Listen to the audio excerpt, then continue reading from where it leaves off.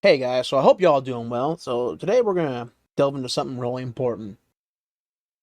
Twitter drama. And not just any Twitter drama, console warring Twitter drama. Don't click off, I swear this is actually gonna be entertaining.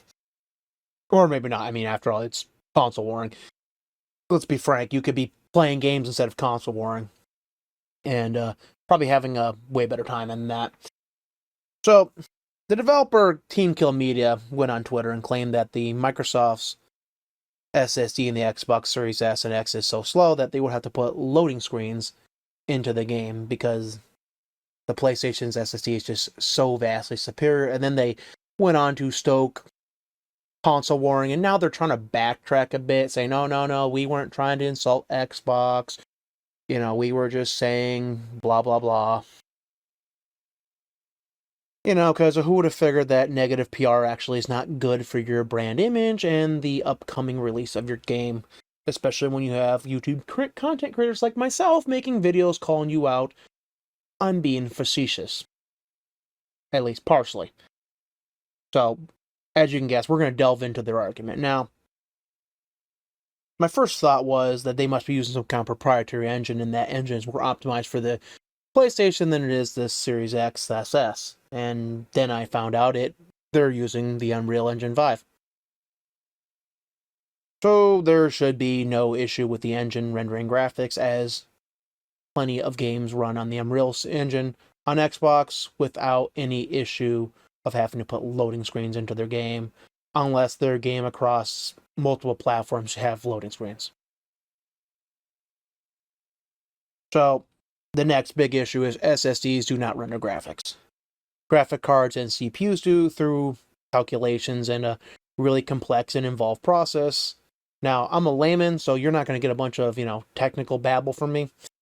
But I will leave a link in the description that actually goes over the process for how data gets turned into the graphics you see on your monitor. Now, before going forward, let's address the elephant in the room. Yes, the PlayStation's SSD is faster. They have a read speed of 7.1 gigabytes per second and a write speed of 6.8 gigabytes per second. And Microsoft has a 2.4 gigabytes per second compressed, or 4.8 gigabytes per second uncompressed.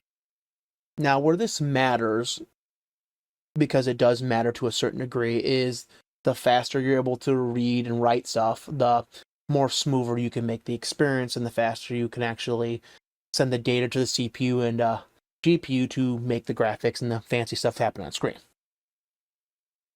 But no games on Xbox have an issue where they need loading screens over the PlayStation. If we look at Cyberpunk 2077, which sits at 62.9 gigabytes, there's no load screens. Except I think when you fast travel. That might have load screens, but when you're just playing the game, you can walk into buildings, you can drive around the city, there's no load screen. And that's rendering at not rendering, but that is being loaded off the SSD at 2.4 gigabytes or 4.8, depending if the data is compressed or not, with no issue. So why all of a sudden does Quantum Error have an issue that no other developer really seems to have an issue with? And the answer to that, as you can now see on screen, is the founder of the studio is just a flat-out console warrior. Yeah, that's basically it. Well, there's more to it, and we'll get into that in a second. But this is basically a claim similar to Ratchet and Clank Rifts Apart, which I'm sure you all remember. We were told, oh no, this is only possible with the SSD on the PlayStation, and now it's coming to PC and has all the same features.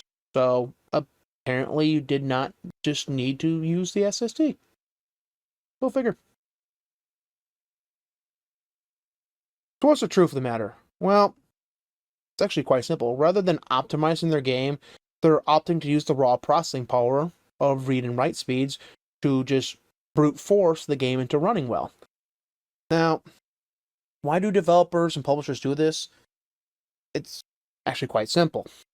Well, some people actually say they're just lazy, but I'm going to give you the industrial answer to this. See, optimization takes time. and money. And time is money, so money and more money. And a lot of companies, either if you're a small time developer, don't have the money, or if you're a large greedy publisher, don't want to spend the money. So they will just take advantage of the increase in processing power. Which is why you can look at games from the PlayStation 4 slash Xbox One generation and the current generation and not really see a massive overhaul improvement between the two of them.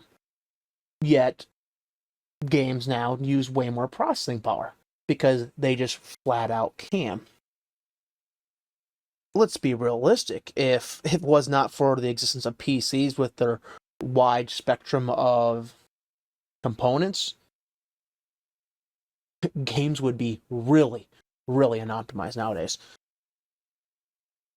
This pretty much gives a good indication that what we're about to see is a buggy mess on launch. And if we actually look at their history, the last game, Kings of Lorne, was riddled with bugs and technical issues. And now these developers are signaling, hey, our new game will have issues because we need to brute force the game to work, right? Because we don't want to spend time optimizing our game. It ain't the engine. Epic Games ain't going to come out and say, oh yeah, no, our engine's a piece of crap that doesn't work well on the Xbox. They ain't going to say that because it's not true. So if you were thinking about getting this game for any platform other than PlayStation, do not. Or at the very least, wait until we get reviews on performance. And if you're on PlayStation, still don't get this game at launch. Wait a couple days for reviews to come out for the poor suckers, or brilliant mavericks, depending if this game actually works or not, to say how the game runs, because there's a very real chance that this game, like their previous game, because this company has a history, is going to have technical issues and bugs at launch. And realistically, there are better third-party games to play. And that's all I really have to say about that. Y'all have a great day now. Peace.